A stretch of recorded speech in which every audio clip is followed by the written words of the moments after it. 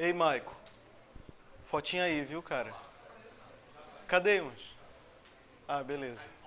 Ah, é melhor. É melhor. Na morfologia era de pedra, né? Aqui é... Vou sentar num lugar mais confortável aqui. Enfim, 87 quilos. Eu entrei na faculdade com 75. Assim é. O pessoal tá ficando pesado, porque já me chamaram como a famosa palestra do Alan. Ali no cronograma não tem nem assunto. Palestra do Alan.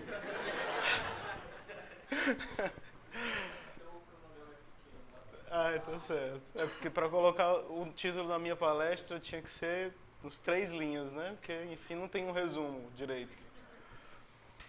Mas eu começo sempre dizendo assim para vocês que esse é o momento da sessão mediúnica, né? Que esse é o momento em que um ser que sobreviveu do lado de lá vem para lhes comunicar como é a sobrevida para além da faculdade de medicina. Esse ser sou eu, não cadavérico, mas bem rechonchudo, porque um dia eu tive a seguinte ideia, acho que fica aqui. Um dia eu tive a seguinte ideia, quando eu estava aí, mas eu estava mais ou menos no S8. Depois de tudo que eu passei na faculdade, eu decidi ir atrás de alguém que pudesse já ter passado por muito mais do que eu, e entendendo que isso teria sido muito importante para mim, se tivesse acontecido desde o início.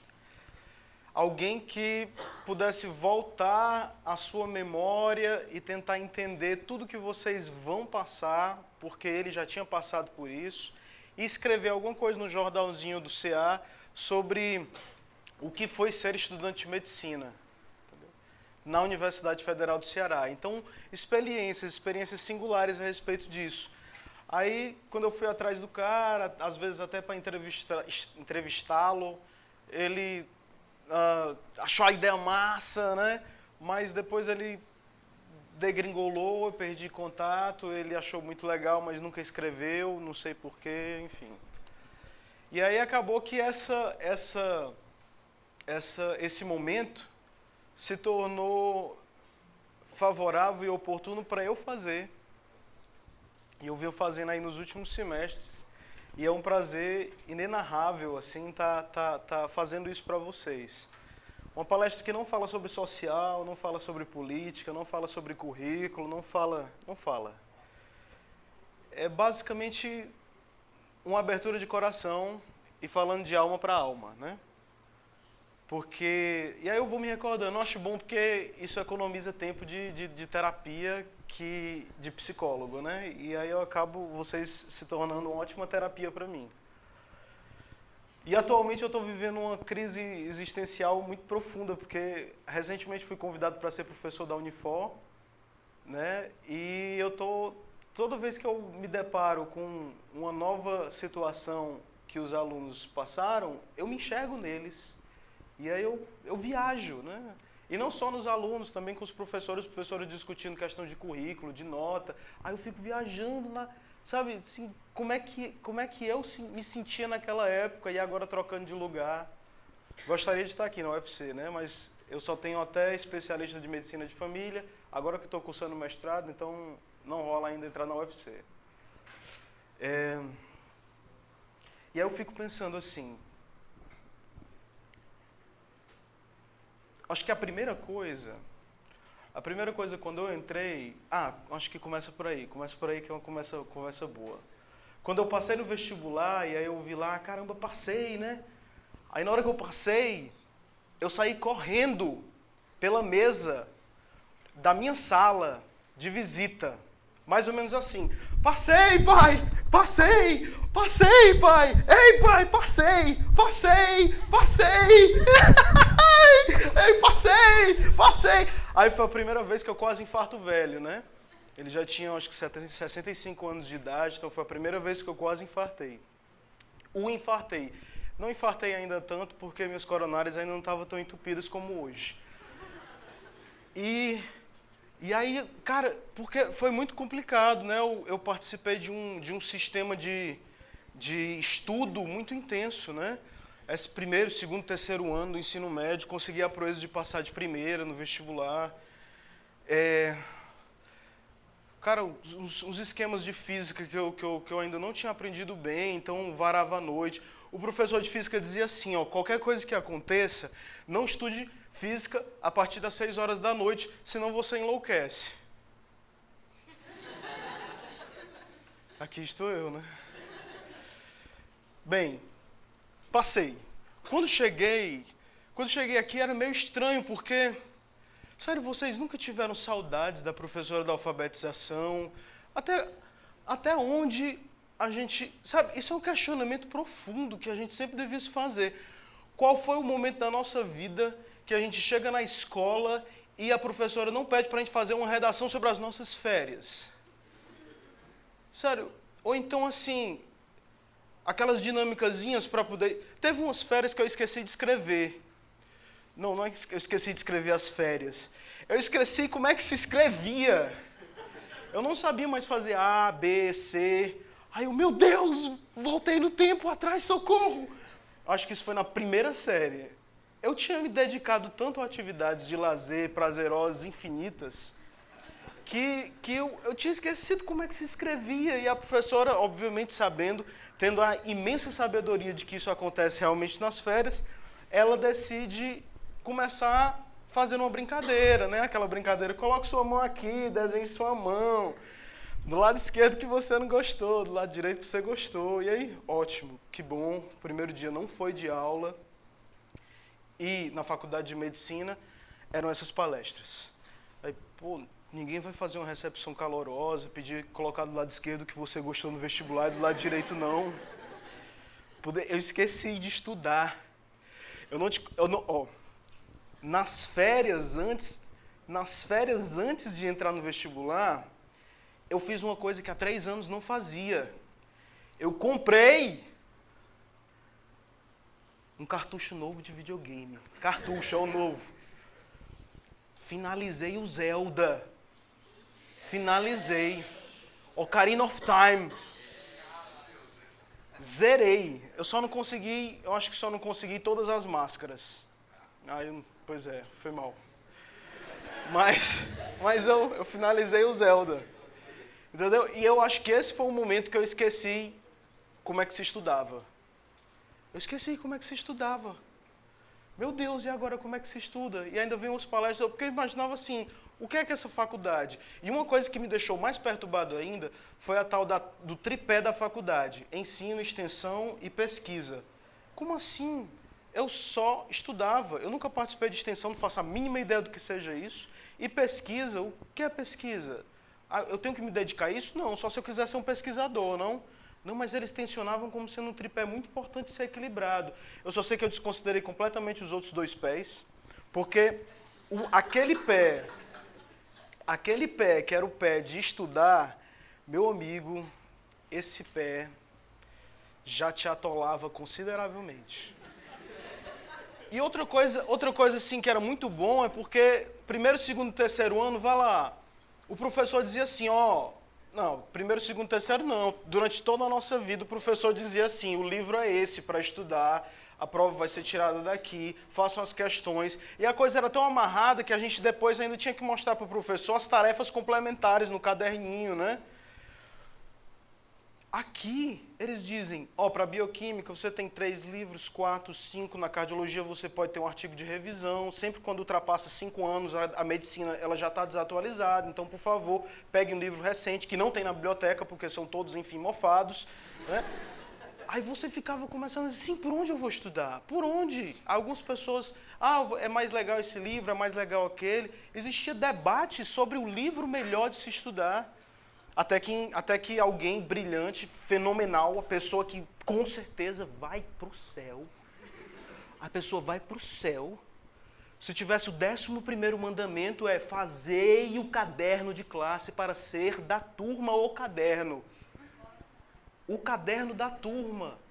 O caderno da turma é uma pessoa iluminada, uma pessoa maravilhosa, uma pessoa querida, se não for Suvina, e deixar na Xerox o caderno. Porque aí você, graças a Deus, uma luz. O que é que cai na prova? O que o professor sabe. O que o professor sabe está no slide, o que está no slide está no caderno da turma. Ah, o caderno da turma. Mas deu na minha cabeça de que só o caderno da turma não era suficiente. Para eu ser um bom médico, eu tinha que ir atrás dos grandes tratados. Foi aí que eu me fudi. Porque aí eu tentava entender aquela linguagem dos tratados que você não entende fácil. É uma linguagem completamente nova. Eu conhecia umbigo. Umbigo é uma palavra que eu até acho interessante. Geralmente, quando a gente é mais novo, chama de bigo, né? Não, é só um umbigo. Mas eu nunca ouvi falar de uma molécula ubíqua. Ubíqua? Está errada a caligrafia? Obviamente que está errada a caligrafia. Não pode. Solução de continuidade. O tecido apresentou uma solução de continuidade. Significa que ele continua? Não, não significa. Significa que ele parte ao meio. Ele tem uma lacuna no meio. Como assim uma solução de continuidade significa uma lacuna? Eu não entendo. Aí, enquanto eu passava mais ou menos uma hora tentando entender o que era o bico e o que era uma solução de continuidade que, na verdade, não continuava, aí todas as pessoas já estavam mais na frente do que eu. E eu, peraí, pessoal, eu tenho que entender que solução de continuidade é essa. Não pode solução de continuidade. E eu ficava, cara, problemas sérios, profundos. Tinha coisas que eu parava e não conseguia ir adiante. Por exemplo, aula de genética. A professora colocou um slide que ela colocou uma piada. Infelizmente, ela colocou uma piada no começo da aula. No começo da aula, ela colocou uma piada que era assim: qual o sentido da vida? Qual o sentido da vida? 5 linhas, 3 linhas. Aí eu olhei para a pessoa do meu lado, discordo. Ela matematizou a vida, reduziu a vida a uma molécula de bases. Isso não pode ter acontecido. Um caminho pequeno, um caminho reto, retilíneo, e o meu colega. Mas o que é que você acha a respeito disso? Ainda bem que a gente sentava no fundão, né? E aí ele dizia, E aí eu continuo, porque, cara, eu não acredito. Como é que a pessoa teve coragem de colocar em uma piada? Porque isso é agora no começo da faculdade, mas com certeza a gente vai se convencer disso. Que o sentido da vida vai ficar nas bases. E ele... Cara, eu não acredito. E assim, aí quando eu menos esperava, ela já estava no meio da aula e ainda pensando a respeito dos 5 linhas, 3 linhas. Não, isso não pode ter acontecido. Mas aconteceu. Aconteceu e esse cara se tornou um dos grandes amigos que eu tive na vida inteira, né? Na vida inteira. Hoje ele é residente de cirurgia gástrica. Ele já terminou cirurgia geral, está agora na gastro, na cirurgia gástrica, no HGF. Gente boa demais. Chico Alan. Eu e Chico Alan, a gente tentou fundar na verdade, tentou colocar para frente um projeto de teatro. Só que porque eu gostava muito de arte no começo.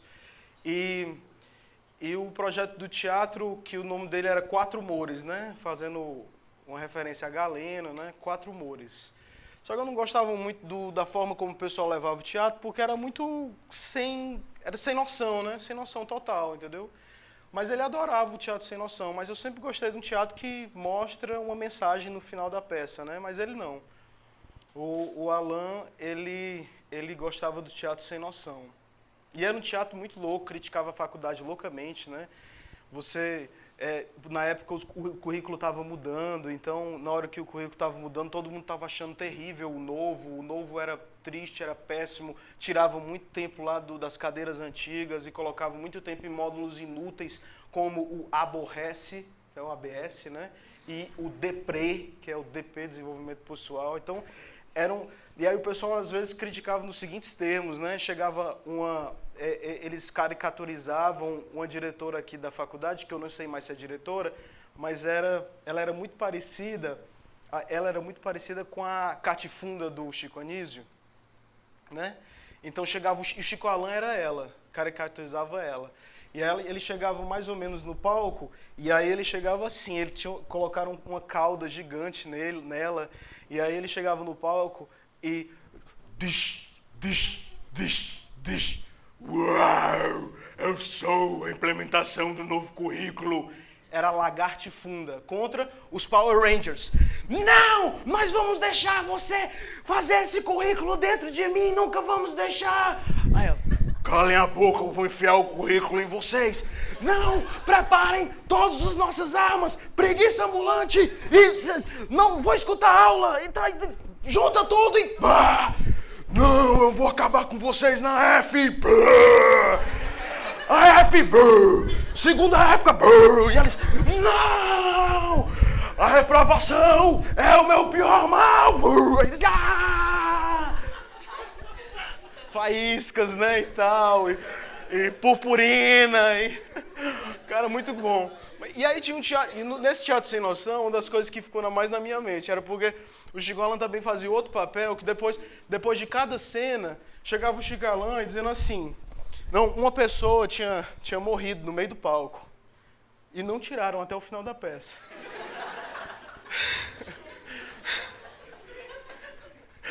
Aí o Chico Alan pegava e chegava assim, ó. Ele chegava com uma peruca do He-Man, e aí dizia assim, ele tinha uma feição, mas quem é que vai tirar essa pessoa morta de sabacu aqui do meio do palco? Aí, ninguém, sai. Aí depois ele chegava no... Mas quem é que vai tirar essa pessoa morta de sabacu aqui no meio do... Você sabe o que é sabacu, né? Sabacu é quando você pega... Porque tem um cascudo, né? O sabacu é quando você ainda faz um sopro... Aí é o sabacu, esse daí é o sabacu. E aí ele tinha levado o sabacu, não sei se tinha sido da Lagarte Funda, se foi um dos Power Rangers, não sei se foi o branco. Ele tinha levado um sabacu e tinha morrido do cheiro. Tinha lá, né? Ninguém enterrava. Mas tava lá. Quer dizer, foram momentos memoráveis. Eu acho que o teatro não tem mais, alguém tava querendo... Voltou?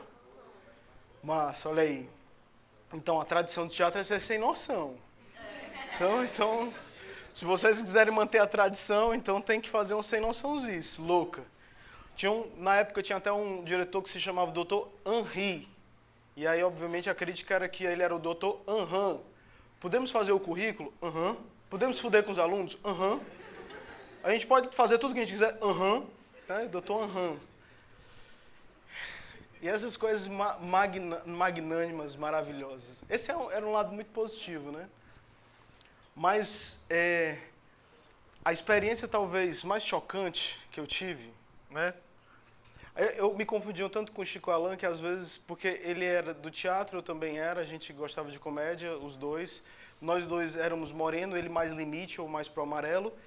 E nós tínhamos, obviamente, namoradas. Uma vez chegou a namorada dele, não, uma amiga da namorada dele, e aí teve uma confusão, né, lá no Casa de Cultura. Você namora com o Alan? Namoro, só que a outra conhecia a minha namorada. Então, vixe, ele tá traindo ela. Ele gosta de comédia? Gosta. É moreno? É. Ele é... Não, mas você deve estar confundindo. Ele é o salsicha. Não tô falando do ovo. É porque a gente fazia a piada do ovo e da salsicha sempre no final de cada apresentação. Vocês conhecem a piada do ovo e da salsicha? Eu não vou contar. Tu conhece? Eu já contei? Fantástica, maravilhosa. E aí, sim, mas a experiência mais traumática foi a seguinte. Não, deixa pro final, é sempre no final, então deixa pro final. Aí no final, conta aí a piada. A experiência mais chocante que tive, eu sempre fui mais ou menos o primeirozinho da turma, e quando não era, eu ficava com aquela besteira de, não tirei primeiro lugar e tal. Então foi complicado para mim, porque eu prestava muita atenção, gostava de sentar na frente, anotar as coisas. Mas quando chegou na faculdade, deu esse tilt, né? Uma sinapse entrou em curto-circuito e eu não sei para onde foi. Então, a primeira aula era na morfologia, a gente estava dando mais ou menos anatomia. A novidade era que era tudo baseado no data show. Não tinha data show, era lousa, né? Na época de vocês ainda é lousa ou a lousa ainda evoluiu para data show e ficou uma merda? Porque é uma merda uma aula em data show. Eu procuro sempre não utilizar. Claro, tem uns recursos muito bacanas que o pessoal não sabe utilizar. Não sabe. Pega a página de um livro e coloca aqui. Vamos ler. Não. Não é para isso data show. Mas enfim, o pessoal não sabe utilizar. E aí o que é que acontece? Colocou o data show, fechou a luz, penumbra de motel,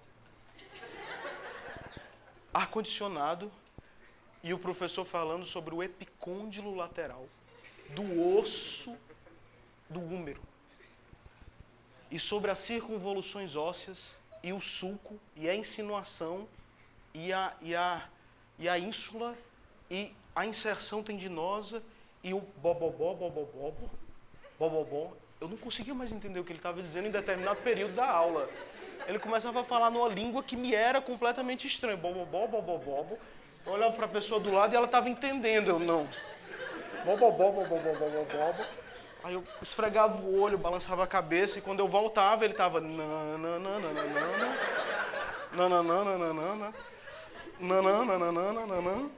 Aí eu, de novo, balançava a cabeça, só que quando eu abri os olhos, eles estavam semicerrados e ele estava...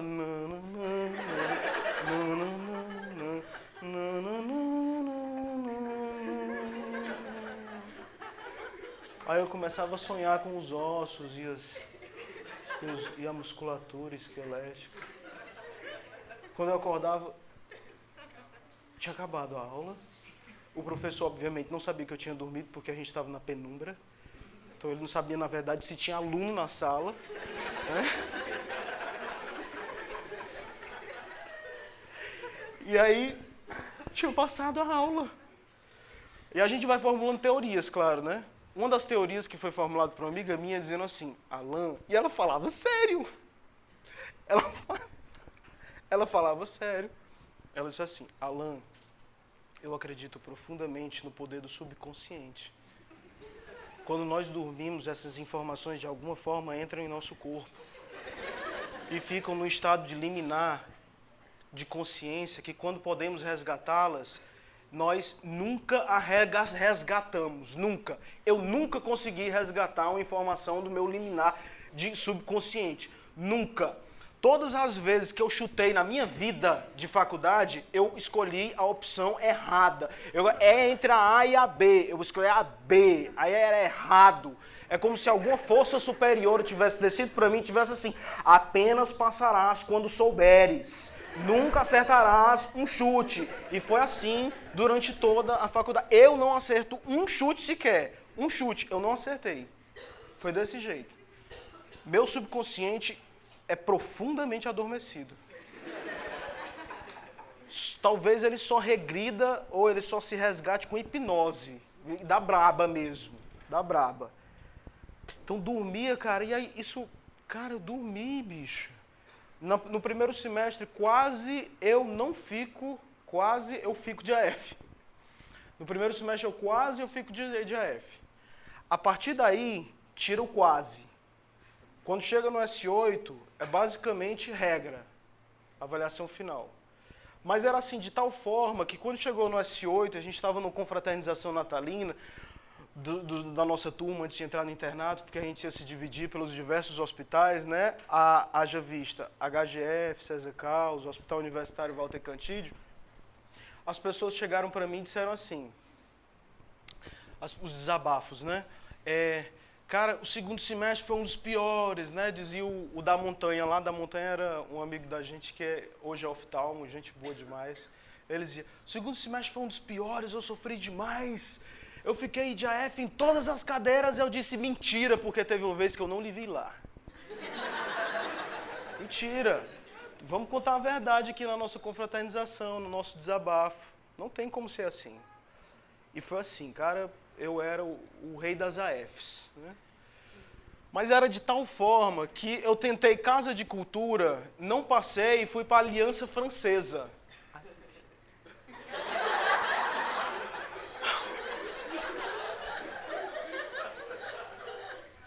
Me perseguia. Não, a Aliança Francesa é boa, a Aliança Francesa que esteja me ouvindo, é boa, é legal. Mas só para você perceber o que é que, né? Enfim, eu comecei a me desesperar um pouco, eu vou confessar, né? Comecei a desesperar com tudo isso, mas eu acho que uma das coisas fundamentais que foi importante para mim, que me salvou, assim, esteio e amparo, foram os amigos. Amigos, cara, muito bacana. A gente almoçava junto num local ali que a gente chamava de Amebas, Eu acho que o Amebas não existe mais hoje. Eles serviam um pratão cheio de baião e numa garrafa de querosene suco de goiaba. Era muito barato, né? Então, nessa época eu precisava dessa... E ainda mais tinha a presença dos amigos, né? Depois, obviamente, desse prato cheio de baião, um lugar para dormir. Por favor, CA, vocês têm que reivindicar um lugar para dormir. Colocar redes espalhadas pela faculdade. Se redes não sejam possíveis, criar dormitórios em colmeia, como existe no Japão. Porque nós precisamos de lugar para dormir. No começo da faculdade, o dormitório é o corredor atrás das salas de microscopia. Pelo menos, não sei se ainda é. Ou na antessala da secretaria. Então tem... Pois é. Então, assim, precisamos de um lugar para dormir. Até porque essa daqui, disse uma vez o Alex Carrel, que era o presidente do CA na época. Essa daqui vai ser a segunda casa de vocês. Foi exatamente, né? Abre aspas. Essa vai ser a segunda casa de vocês. Ops, não, vai ser a primeira. A segunda casa vai ser a de vocês. Cara, a gente fica daqui do começo da manhã, bem cedinho, enfrentando engarrafamento, até 6 horas da noite, às vezes. Então, a gente fica podre. E é aqui que a gente fica. Essa vai ser a nossa casa a partir de então, né? Mas eu falava dos amigos, os amigos que foram esteio. Quando eu não conseguia estudar, cara, e às vezes eu desistia. Eu desisti. Mas eu tentava herculeamente. Mas quando eu não conseguia, eram eles que estavam do meu lado.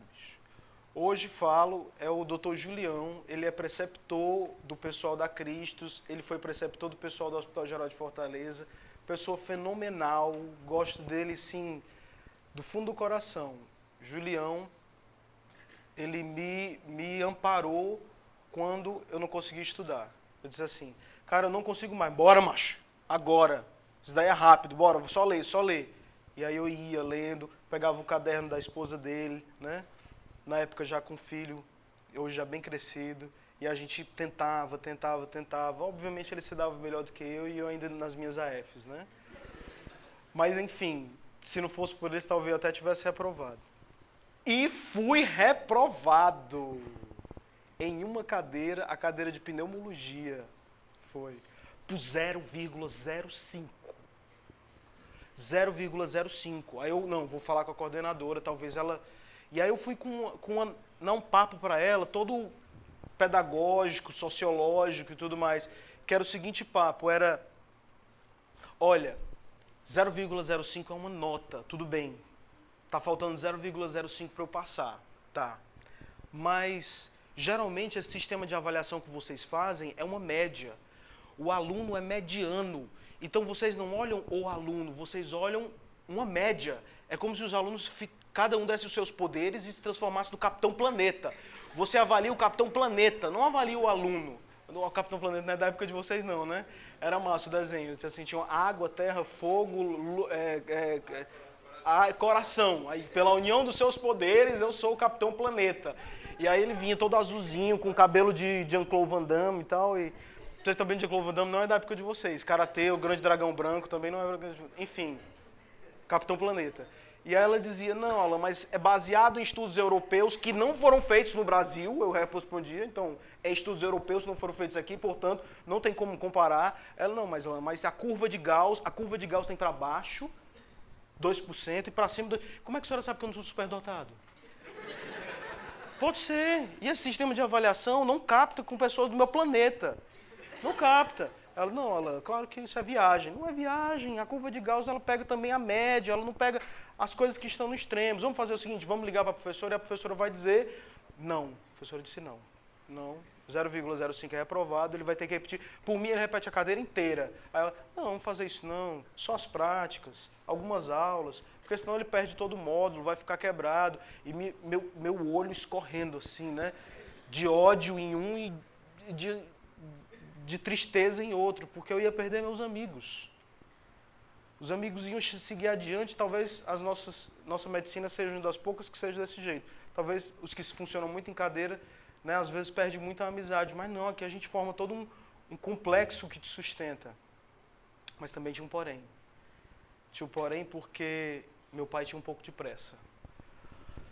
Eu disse para vocês que quando eu passei no vestibular, ele tinha 65 anos e quase que tem um primeiro infarto. Pois é, ele tinha uma doença no coração. E era muito importante para ele ver o filho passando em medicina, mas principalmente recebendo diploma. E ele queria me entregar o diploma na mão, né? E, obviamente, que depois que eu passei, ele não sabia que era de AF, porque isso é uma outra grande coisa, seus pais não sabem da sua vida aqui. Não sabem. Você chega em casa e diz, e aí, como é que foi? Você diz, bem, e não tem boletim. Ah, pai, negócio de boletim, isso é coisa do passado. Agora é só notas qualitativas. E ele não sabe que você está mentindo, né? Que ele poderia acessar o SIGA e ver todo o seu histórico. Mas, enfim, era o que eu fazia. E eu tive medo que essa reprovação não permitisse que ele me entregasse o diploma ao final de tudo, né? Porque ainda tinha essa pressão, né? E era uma pressão meio assim, que até me dava uma certa identidade. O que é que eu queria ser quando chegasse aqui dentro? Primeiro, eu queria ser Pat Adams. Só que aí, Pat Adams trabalhava muito com criança com câncer e não pegou, né? Mas ele, no filme, né, trabalhava muito ali no setor de oncologia e não deu certo. Não deu certo. Pat Adams não. Aí eu, não, bicho, eu sou um cara completamente diferente. Muito diferente. Então, psiquiatra, cuida muito de gente doida, eu gostava de muita loucura, pode ser, mas não é assim que você raciocina. O psiquiatra também está submetido a um raciocínio médico, tem que saber medicações, critérios de internamento, critérios diagnósticos. Aí eu achei aquilo tudo muito cartesiano, não dá. Não dá, cartesiano não dá para mim. E aí eu não fui me encontrando. Mas eu não fui me encontrando de tal forma que eu pensava algumas ilusões. Uma das primeiras ilusões é, aquilo que eu faço fora da faculdade, eu participava de um trabalho de evangelização de crianças, e que eu amava, né, gostava muito. E aí eu disse, não posso mais. Essa energia que eu estou dedicando para planejar as aulas e tentar fazer isso no final de semana não dá certo. Eu tenho que canalizar todas as energias para a faculdade. Eu participava no teatro, não dá mais, eu tenho que canalizar toda para a faculdade. Eu aprendi que canalizar suas energias, que não servem para a medicina, não funciona. Não funciona. Por causa disso. Eu cheguei a entrar dentro do CAEPS aqui, né? CAEPS, tinha até um atendimento de um psiquiatra, ela chegou a me consultar, e aí falei, e aí, Alan, o que é que está acontecendo? Doutor, eu tenho ciclos sucessivos de derrota durante toda a faculdade. Ciclos sucessivos. Eu não consigo escapar disso. É uma espiral que eu me envolvo e que eu vou entrando, não, que se eu pelo menos fosse indo para me libertar, né? Sair do labirinto. Mas não, eu estou entrando nela e quando eu menos, para todos os lados onde eu olho é caminho labiríntico, né? Ela disse assim, e aí ela me disse uma coisa que ficou muito na minha cabeça, foi o seguinte, doutora, eu sou fraco.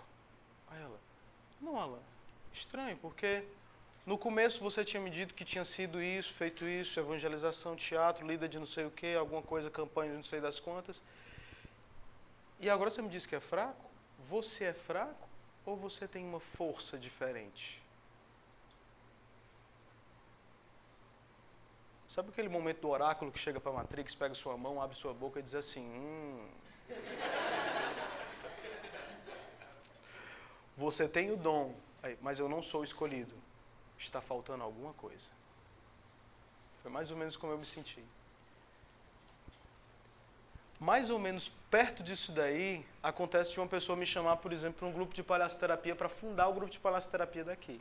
A primeira minha reação, palhaço-terapia e tal, gosto de teatro, tem um sentido por detrás de tudo, eu disse, não vai me corromper da medicina. Obviamente eu tinha uma namorada, namoradas são muito boas para isso, eu disse, claro que ele vai, é claro que eu vou, porque é ela que manda. E aí eu fui, a gente fundou o grupo de palhaço-terapia que está vivo até hoje, depois de 10 anos de existência. Ótimo. Parecia que as coisas estavam começando a mudar a partir dali. Tudo bem, eu continuava de AF, mas um outro sentido tinha sido dado lá para a minha faculdade. Um outro sentido. Mas, quando chega no S8, e eu já tinha participado de uma terapia mesmo, né, de análise e tudo mais, me deu a doida, ela falou com coisa que não tinha nada a ver na terapia, sei lá, ela tinha falado sobre como os meus cabelos estavam hoje. E aí eu saí da terapia dizendo assim, eu entendi, os meus cabelos estão desse jeito porque eu preciso falar pro meu pai que eu tenho que sair da faculdade. Aí eu fui, nesse dia, enfrentar o meu pai, depois de toda a faculdade, para poder dizer para ele que eu não queria mais ser médico. Porque durante a faculdade eu tinha aprendido outras coisas muito mais maravilhosas, que era o setor de filosofia, pedagogia e didática, que era uma estante do inferno, Satanás tinha colocado na minha frente. Toda vez que eu ia atrás da anatomia, histologia, medicina interna, eu me deparava com Paulo Freire, Frenet, Edgar Morin, e aí eu deixava de estudar o resto para estudar essas coisas. E aí eu disse, pai, tremendo nas bases, a fala gaguejando e ficando seca. Pai, preciso falar um negócio para o senhor. Diga, cabra. Eu não quero ser mais médico, eu quero ser professor. Ele calou, ficou em silêncio. Pouco tempo depois, ele disse, não, vamos fazer o seguinte, vamos conversar amanhã, você vai estar calmo, eu vou estar calmo, a gente conversa melhor. E aí no dia seguinte ele chegou para mim e disse assim, eu acho que a faculdade realmente deve ter sido difícil para você, para na altura dessa do campeonato você desistir. Você sabe o quanto é importante para mim que você termine essa faculdade, mas você tem a sua liberdade. Mas eu preciso dizer uma coisa para você. Se você abandonar a faculdade de medicina, eu corto sua mesada. Aí o pai decidiu ficar na faculdade de medicina. É engraçado, mas o problema é porque foi muito importante para mim. Eu já tinha realmente voltado atrás, sabe? Tinha sido uma catarse. Tinha sido muito importante para mim, eu consegui dizer para ele assim, é como se, pai, eu não sou você. Eu não sou. Eu preciso seguir um caminho que é meu. Eu preciso seguir um caminho que eu gosto, que está dentro do meu coração. É um caminho completamente diferente, eu acho que não é nada que o senhor gostaria que eu fosse. Nada. E eu só fui conseguir dizer isso para ele no S8. No S8. Eu consegui terminar o S8, entrei no internato. Meu pai era médico do sertão. O médico do sertão seria o precursor da medicina de família. Quando eu entro no internato, eu entro diretamente na medicina de família. Adivinha onde foi que eu vou me encontrar? Pai, eu não quero ser como o senhor. Eu só quero ser o senhor. Porque eu adorei a medicina de família. Aí depois fui perceber, cara, como não? Eu gostava de medicina de gentes, não de hospital. Eu gostava de pessoas não presas a variáveis de laboratório. Eu gostava da doença que corria no meio do povo. Eu gostava daquele caos. Eu gostava de tentar falar com as pessoas que tinham queixas que não são objetiváveis, entendeu? Porque sempre eu vi isso na minha vida. Eu não via hospital. Eu via gente entrando dentro da minha casa doente, perebento, saindo lá do consultório do pai. Eu estou feliz. Olha aí, doutor, eu não tenho dinheiro para lhe dar, mas está em um capote, está em um queijo. E aí eu fiquei com essa medicina na cabeça e acho que de alguma forma, por isso que eu nunca me encontrei em todos esses parâmetros que a faculdade me dava. E aí quando eu cheguei no internato, estava lá. Cara, eu lutei tanto contra a faculdade, tanto. E era o que o meu amigo tinha dizia, cara, não sai. Antes de chegar para cá, eu tinha passado em 6º lugar. Antes de vir para a medicina, eu tinha passado em 6º lugar na faculdade de artes cênicas. Então, eu poderia ter ido para a primeira turma de artes cênicas lá do Cefet. E é uma vibe completamente diferente, né? E aí, eu não fui, decidi seguir esse caminho tradicional. Chegando no internato, eu estava lá. O meu amigo tinha dito, você pode ser qualquer coisa sendo médico.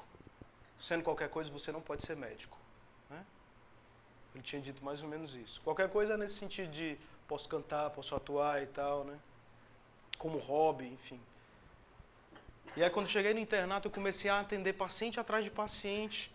Comecei a, me destravar. Me encontrei nas visitas domiciliares, entrava nas casas, recebia o cafezinho, o bolinho, né? E quando chegou bem pertinho de terminar o meu primeiro ou segundo mês do internato, aí, de manhã, eu não costumo acordar cedo, não costumo acordar cedo. O primeiro som que tem lá em casa é um som de um rádio, na AM, que vai acordando todo mundo, que é o pai ouvindo o primeiro jornal do dia, depois ele vai pulando os diversos jornais. Eu acordei um pouco antes dele, eu fui igual a ele, fui tomar café da manhã, a gente tomou café da manhã junto, que era raridade isso acontecer. Tomamos lá o cafezinho com leite, eu fiz pra ele fez pra mim e tal. E aí eu parti porque o carro estava num estacionamento que era ao lado. Eu fui pegar o carro para poder pegar todo mundo, que eu também ajudava a deixar as pessoas lá de casa nas faculdades. Quando chega minha irmã pálida, o pai tá passando mal. Como assim tá passando mal? Ele tá pálido, completamente em branco, em cima do sofá lá da sala de espera. Caramba! Meu pai já tinha infartado quando eu tinha passado do colégio militar. Tinha sido há 12 anos atrás. E a ponte safena tem geralmente 12 anos de validade. Eu saí correndo. E aí eu cheguei lá em cima da sala de espera e ele estava lá e minha mãe paralisada assim na frente dele. Aí eu não pensei duas vezes. Ele está infartando e a gente tem pouco tempo para chegar no pronto-socorro. Eu peguei meus pais nos braços, saí correndo, coloquei dentro do carro, liguei a sinaleira, saí atravessando todos os semáforos, vendo a possibilidade de atravessar, chegando no pronto-socorro, entregando meu pai nas mãos de um médico. Quando eu dou minhas costas, ele para. Eu fecho a porta e a minha irmã quer ficar olhando, massageando, o pessoal massageando o peito dele. Eu digo, não, não vai, vamos esperar ali, daqui a pouco eles dizem o que foi que aconteceu. E aí naquele momento, pela primeira vez, muitos conhecimentos médicos passaram na cabeça de repente.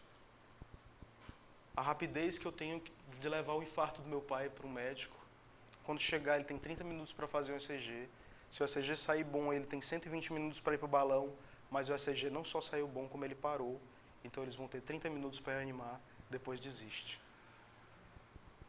Só eu que sabia desses 30 minutos. Eu olhando para o relógio, em 28 minutos, porque também já devia ter maltratado muito ele, o médico volta, a minha mãe chorando, a minha irmã chorando, e eu, com algumas lágrimas no rosto, sou chamado para conversar com o médico. Você que é o filho mais velho? Não, na verdade sou o caçula, mas pode contar. Ele não aguentou.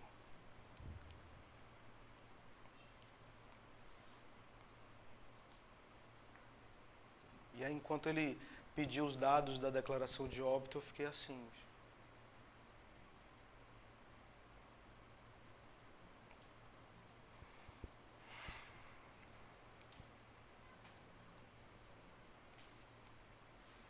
O corpo do meu pai foi liberado, a gente falou para as outras irmãs. Aí a gente foi lá para o interior onde ele tinha vivido a medicina dele. Quando chegou lá, a cidade tinha parado. Era 6 horas da noite. Todo mundo sabendo que o doutor tinha morrido. E aí, pela primeira vez, eu escutei meu pai. As histórias que ele tinha me contado antes, agora vinham da boca dos pacientes. Olha, seu pai, quando eu tive doente, ele empenhorava os remédios na farmácia de fulano de tal, para depois ele pagar. Porque eu não tinha a mínima condição, ele sabia. Tinha lá uma lista de pacientes, aí depois o farmacêutico veio me dizer, tinha uma lista de pacientes do seu pai que ele ficava tentando pagar para aqueles que não conseguiam. Seu pai, quando minha mãe teve doente e não tinha ambulância que prestasse no hospital, foi até a serra onde eu morava, atravessou o cercado, porque o carro não chegava até lá, e foi subindo na serra até chegar na casa da minha mãe. Olha, seu pai foi o melhor professor da cidade. Até hoje eu só aprendi matemática por causa dele. E o meu avô, que no começo de tudo nem gostava do meu pai, de tudo. Ali estava feito um cão de guarda e velou o corpo do meu pai até o dia amanhecer. Meu pai não era da religião católica e o padre foi lá para poder rezar uma missa de corpo presente para ele. Aí eu disse assim, entendi, cara. Entendi o que é medicina, bicho. Aí pronto, aí descolou, né? O internato foi uma maravilha, eu continuava sem saber de muita coisa, mas agora eu queria saber.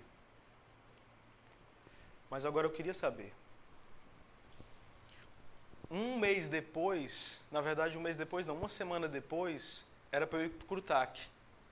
Aí no CRUTAC eu tive minha primeira asma, porque foi no pé da serra, no alto da serra, muito frio. Eu tive minha primeira asma, que eu tive que me cuidar. Só que geralmente quem me cuidava era ele. E aí eu, bicho, esqueci. Como é que era mesmo o nome do remédio? Ei, peraí, calma, eu sei. Eu tô sufocando aqui, né? Mas eu sei. Peguei o livro lá de pneumologia, quais as melhores evidências? Eu sei que tem uma bombinha beta-2 agonista aí no meio. Aí, dá para fazer beta-2 agonista nessas doses, entrar com corticoide, massa. Fui na farmácia, comprei e comecei a me tratar. Na medida que eu inalava o salbutamol, era como se eu estivesse me tornando médico. Bicho. Caramba, eu tô me tratando, bicho. Sozinho. Aí depois disso eu comecei a perceber uma doença que minha mãe já tinha e que só meu pai tratava. Minha mãe tinha Parkinson. E eu nem ligava para os remédios. Não, isso é coisa do pai.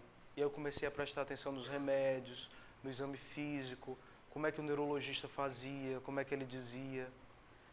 3 meses depois minha tia teve um AVC, eu fiquei no HGF dia e noite com ela, fui chamar a proctologista, ela desenvolveu um determinado tipo de hemorragia, enfim. Tratei minha tia, comecei a cuidar da minha mãe, comecei a cuidar de mim. Antes de ter me formado em medicina. E aí eu disse assim, cara, não preciso de um certificado para poder ser médico, para poder me sentir médico. Eu estou finalizando aqui esse curso, depois de ter muito sofrido, mas eu me formei quando eu te peguei nos braços. Foi ali que eu me formei. Então assim, pessoal, a lição é a seguinte. Essa faculdade vai ser osso. Vai ser pesada. Vai ser muito pesada. Vocês podem sofrer muito por vários motivos. Primeiros vários motivos, últimos vários motivos. Mas o que eu peço é que durante todo esse caminho não se esqueçam dos amigos, de ser amigos e não se esqueçam de se encontrar. Vocês não são alunos medianos. Cada um tem uma história extremamente particular. Cada um tem uma história para escrever aqui dentro que nenhum professor vai saber que você escreveu. Mas que vai valer consideravelmente lá na frente quando você de novo olhar para a sua história e ver o que foi que aconteceu. O final, eu não sei. Você é que vai escrever. Seja bem-vindo a uma ciência de perdas, mas é uma ciência cujas perdas iluminam as respostas que nós estamos sequiosos para saber. Sejam bem-vindos à Faculdade de Medicina, uma faculdade de medicina maravilhosa para vocês e muitas bênçãos, porque vocês vão precisar.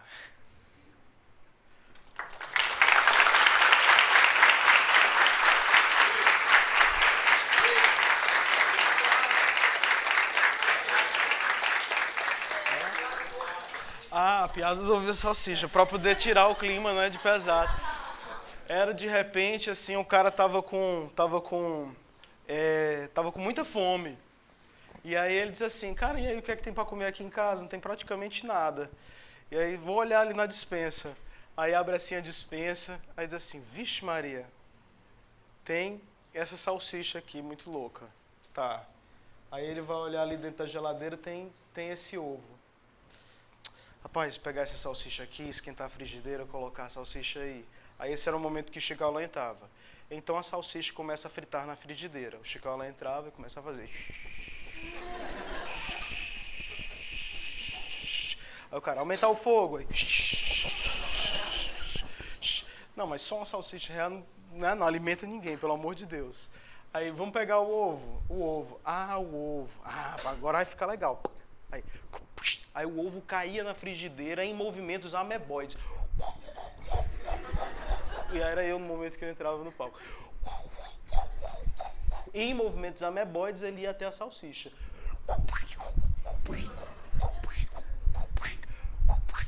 Salsicha. Ovo. Dona Salsicha? Tá quente aqui, né? Aí ela, vai, meninas, o ovo falante!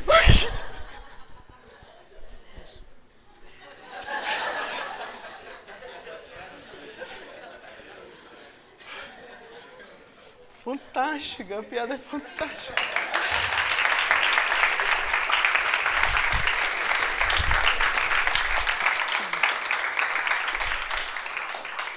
Depois eu intitulei a piada como a piada do ovo da salsicha ou do preconceito. Ainda virou um esquema filosófico. Valeu, pessoal. Boa noite aí.